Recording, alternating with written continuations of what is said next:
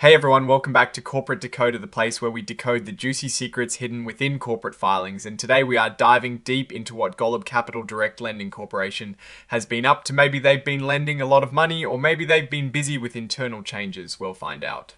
Before we get to the good stuff, if you dig getting your hands on the real financial performance of companies, don't forget to hit subscribe and ring that notification bell so you never miss an episode. And hey, if you want to chat with fellow finance enthusiasts and get even more exclusive insights, join our Discord community linked right down there in the description. Alright, so what we have here is a Form 8K filing from Golub Capital Direct Lending Corporation. This is basically a report for significant events that happen between their regular quarterly or annual reports. Think of it as a rapid fire update on major company news. The key date here is the 2nd of February 2026, marking the earliest event this report is covering. The company in question is Golub Capital Direct Lending Corporation. They are essentially a business development company, which means they invest in small to medium-sized businesses, often by providing loans. Now this part Maryland 814-0141287-1,489,837 just confirms where they are registered and their official identifier numbers, not the most exciting stuff, but important for official records. Their main office is located at 200 Park Avenue NU in New York, and their phone number is 212-756,060. This section here is just about how they want to categorize this filing for Sec C purposes. Nothing too groundbreaking to report here. Golub Capital Direct Lending Corporation is identifying itself as an emerging growth company.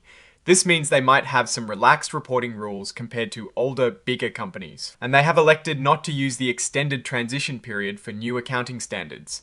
This suggests they are adopting new accounting rules without delay, opting to stay current. Now here is where things get interesting. Item 5.02 deals with changes in directors' offices and compensation. This is usually where the real story is in an 8K. On the 2nd of February 2026, the board of directors welcomed Timothy J. Topics as the new chief operating officer.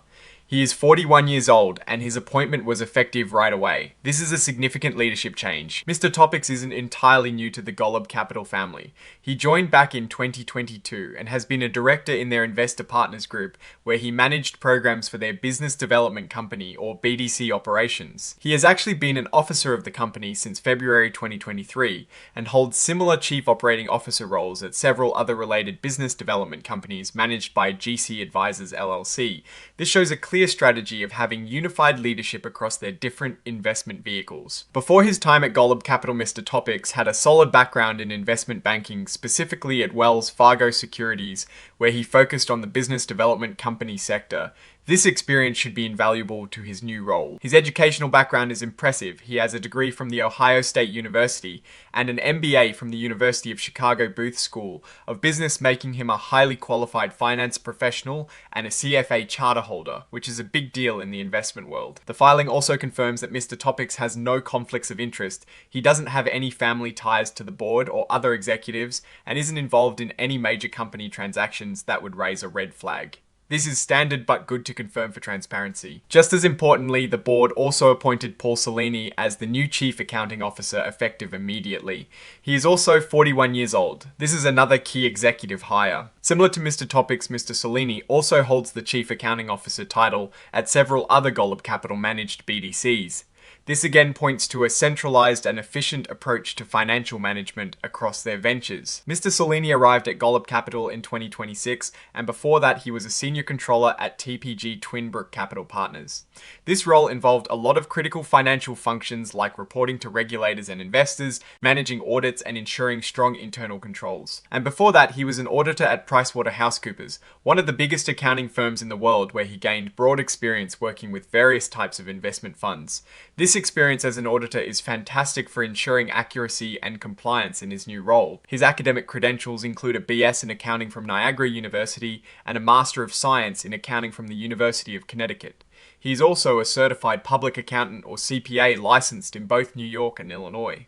This highlights his deep expertise in accounting. And just like with Mr. Topics, the filing confirms that Mr. Cellini also has no conflicts of interest. He is not related to any board members or other executives, and has no personal stake in any company transactions. And finally, we reach the signatures section. This is where the authorized representatives of the company officially sign off on the report, confirming its accuracy to the best of their knowledge. This part simply states that Golub Capital Direct Lending Corporation has properly authorized this report under the Securities Exchange Act of 1934. This is the name of the company again. The report is signed by Christopher C. Erickson on the 6th of February 2026, and his name is Christopher C. Erickson. His title is Chief Financial Officer. So the CFO is signing off on this important update, confirming the appointment of the new Chief Operating Officer and Chief Accounting Officer. So what does all this mean for Golub Capital Direct Lending Corporation? Well, the big takeaway from this filing is the appointment of two key executives, Timothy J. Topics as Chief Operating Officer and Paul Cellini as Chief Accounting Officer.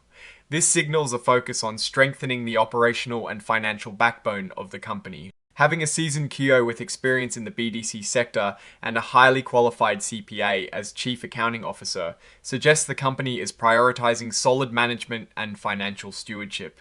The fact that both individuals hold similar positions at other related BDCs managed by the same investment advisor hints at a well-coordinated and efficient operational structure across their different investment arms. This integration can lead to better resource allocation and streamlined decision-making. While this filing doesn't contain the detailed financial tables of a quarterly or annual report, the executive appointments are crucial indicators of internal strategy and stability. For investors and stakeholders, this appointment should be seen as a positive step towards robust governance and execution. The company is bringing in experienced hands to manage its operations and finances, ensuring that it is well positioned for future growth and challenges. Now, looking at the bigger picture for Golub Capital Direct Lending Corporation, they operate in a competitive space. BDCs are always looking for good investment opportunities, and maintaining financial discipline is key. These appointments suggest a commitment to professionalism and transparency, which are vital for attracting and retaining capital.